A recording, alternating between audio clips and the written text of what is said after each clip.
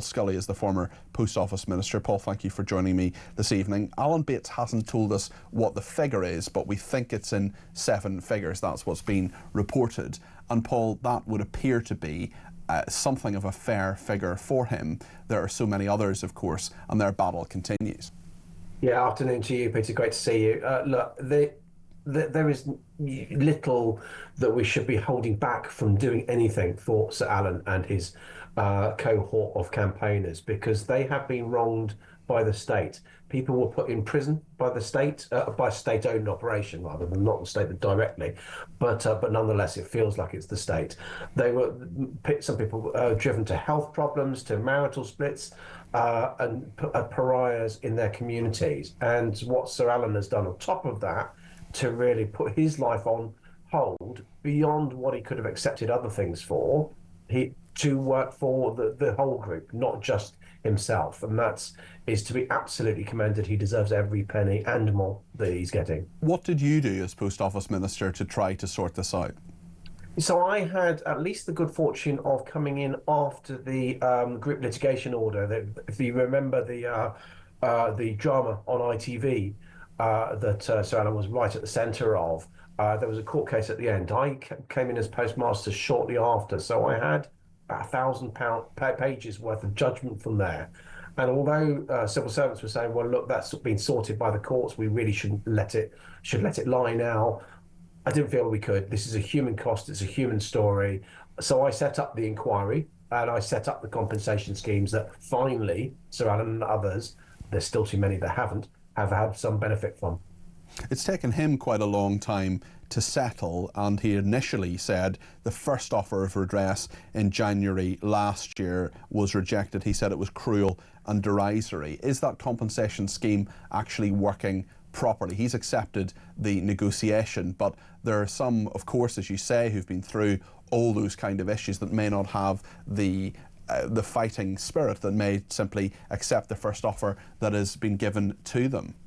Yeah, I think it's been improving over the years. When ministers have realised this is taking way too long, it's bogged down in process, it's gradually been improving. The inquiry itself, one of the recommendations was to reopen what they call the historic shortfall scheme. So people that didn't necessarily go to prison, didn't go through that court case, maybe actually just covered the shortfall themselves, but still ended up with the financial loss, were able to apply in that. Like that sort of PPI scheme that was doing the rounds a few years ago, that you would realise you had a loss, you would apply to the scheme themselves. They reopened that because lots of people didn't know and didn't approach, get the compensation that they needed at the time. So, but it's really slow. It's really slow. And why do these things take so long? We hear about people caught up in the blood scandal as well, who were given infected blood. They are taking such a long time, and indeed people are dying. People are dying, of course, in the post office scandal as well, and not getting the compensation that they deserve, especially when their reputations have been trashed. Their health, in many cases, has been trashed as well and caused beyond repair. Why does it take so long, especially when it's so open and shut in so many cases?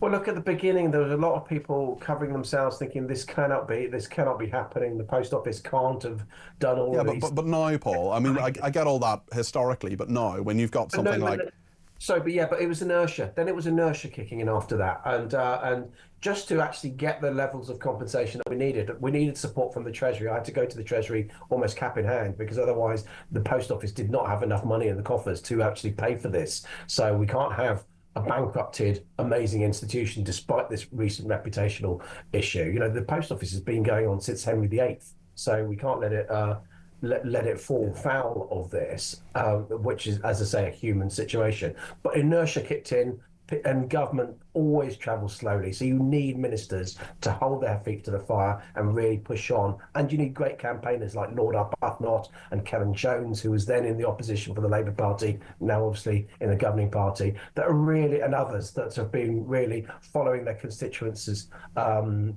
issues and pushing hard in Parliament. When do you think, I mean, it's a slightly how long is a piece of string kind of question, but when do you think we'll be able to draw a line under this and say the post office scandal happened, it was dreadful, it shouldn't have happened, now everybody's been compensated, we can draw a line under this and actually move on? Yeah, I don't know what the percentages are at the moment about the post office that have postmasters that have received compensation. There are plenty more, though, that need to have better compensation settlements given to them. But beyond that, then you actually need to start saying, well, hold a sec, what about Fujitsu? What about who provided the software? What about the post office executives who are covering this up? You need a sense of accountability as well as the compensation, which at the end of the day, I know it's glib, but it's only money. We're literally absolutely ruining these people's lives. Money only so much. Yeah, you're absolutely right, Paul. Thank you. Paul Scully there, former Post Office Minister.